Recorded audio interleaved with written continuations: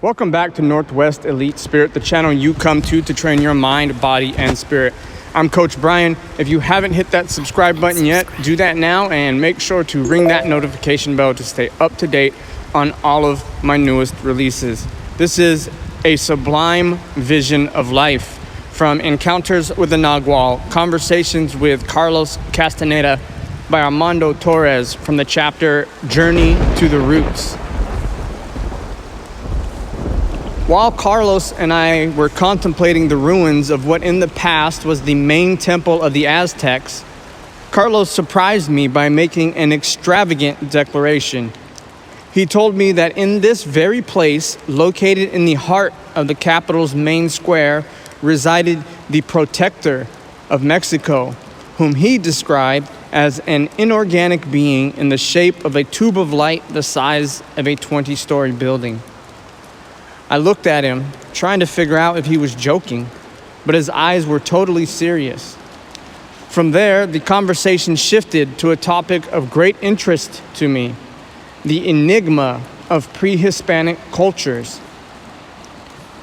He affirmed that while we nowadays use books to transmit knowledge, the ancient sorcerers kept it in positions of the assemblage point, and they used their sculptures of stone, wood, and ceramics as catalyst for the movement of that point. So their knowledge took the form of magnificent works of art, because for them, knowledge was not only information, but above all, a sublime vision of life. The power of that vision has lasted until the present. All the Naguals I am aware of were Toltecs, that is, accomplished artists.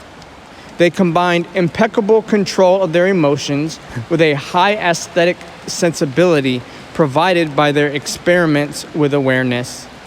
The result was their unheard of capacity to make sense of extreme experiences and their ability to communicate sensations that would have entangled other men to the point of babbling incoherently. Some Naguals of my lineage were attracted to the plastic arts. Others were attracted to theater, music, or dance. Some Naguals' predilection was tales of power, stories which are able to unleash the same effects on all of their listeners, because the tales are not based on the cleverness of reason, but on the marvels of our being aware. Today, we call those stories myths, and of course, we do not understand them. Carlos went on to say that, judging from their artistic expression, the obsession of the sorcerers of ancient Mexico with transmitting their knowledge to those who surrounded them has no parallel anywhere else on earth. The agreement they made with their pupils had different parameters from our Western rational agreements. The pre-Hispanic reality included aspects we would not consider normal, because those aspects had to do with energy fields that are not in use anymore. As an example of one of those fields, he mentioned the emphasis on dreaming, which was of consuming interest to pre-Hispanic people. Remnants of it can still be found today in isolated tribes in the country. He concluded by saying that due to the lack of synchronicity among the emanations aligned by ancient and modern concerns, it is almost impossible to cross the interpretive barrier that separates us from those cultures. So as ordinary men, we will never fully understand their artistic creations. Fortunately, a sorcerer has special tools, because he has learned how to make his assemblage point flexible. He can connect his attention with the modality of awareness of other times, and he knows how to adjust his concern with that of sorcerers who have departed. Don Juan was an expert on pre-Hispanic cultures. For him, old stones did not hold any secrets. He sometimes brought me on a tour through the buildings of the Museum of Anthropology in order to make me experience a verification of these special agreements for myself. Then Carlos told me about one of those visits when he himself witnessed the specialized ways in which sorcerers contemplate the past. That morning, Don Juan and I had discussed historical topics. I was trying to convince him of the seriousness of my theories, and he was openly making fun of me. I got into a very heavy mood. Before entering the museum, Don Juan manipulated my luminosity and made me enter a different state of awareness. His maneuver had the effect of charging the artworks with life. Everything was there: the luminous egg, dreaming, the warrior's way, the movement of the assemblage point. It was tremendous.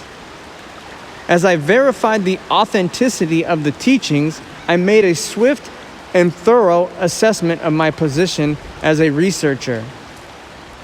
I understood that, in great measure, academic institutions had programmed me not to impartially gather information, but to corroborate a specific description of the world, and this position prevented me from surrendering entirely to knowledge. So when I did my fieldwork, I was not so much an impartial seeker of truth as an ambassador for the normal way of life.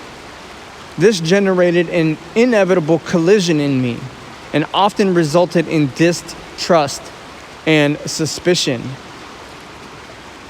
As I was leaving my experience in the museum and returning to my habitual view, I could no longer understand or even remember my previous state of euphoria. But strangely enough, from that moment on, my academic point of view began to change. I learned how to see things as they were, without conceptual veils. Until then, I had been an investigator at the service of a system of Western culture agreements.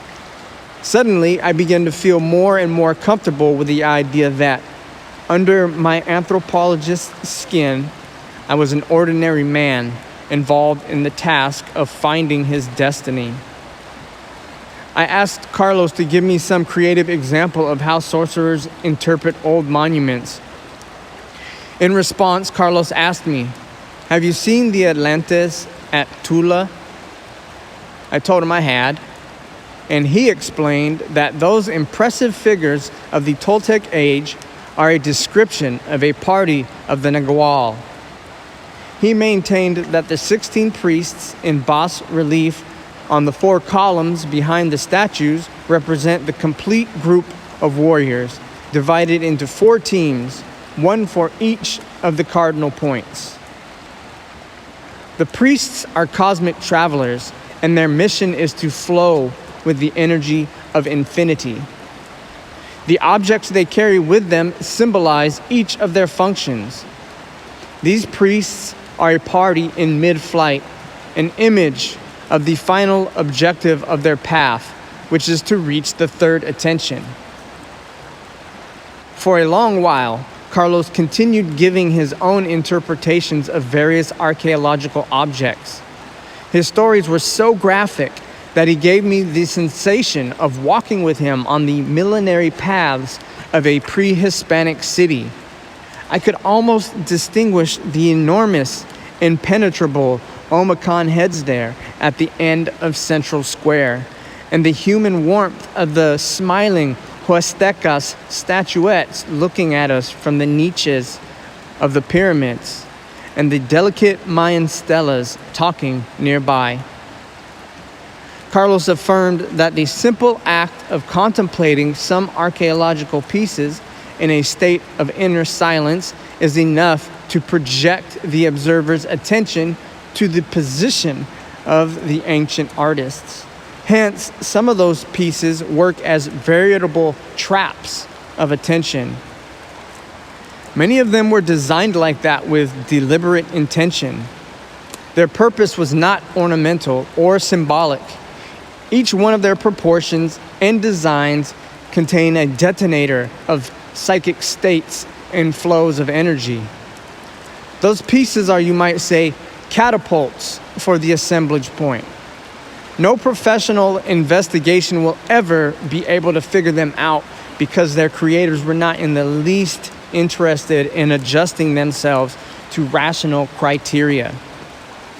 To align with them, we have to have the guts to meet the challenge and perceive in terms of silent knowledge. Carlos maintained that because of their intent, the creations of pre-Hispanic antiquity are true deposits of the second attention. Those works are an oasis of power in the middle of a dry sterility into which current civilization has thrown man.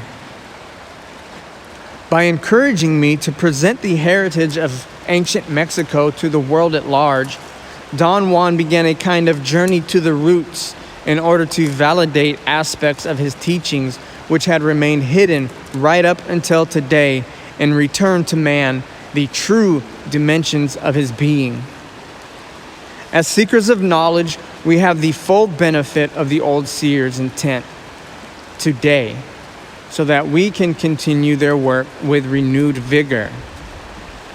Somewhat shyly, I asked Carlos if we could meet in some museum or archaeological site where he could give me a practical demonstration of the keys to sorcery. But Carlos did not approve of that suggestion. He emphatically answered, "As a Mexican, you are best qualified to recover the Toltec message. All that you want to know about your country, go and find out for yourself. That is your task and your commitment to the world. If you are too lazy to take it on, somebody else will."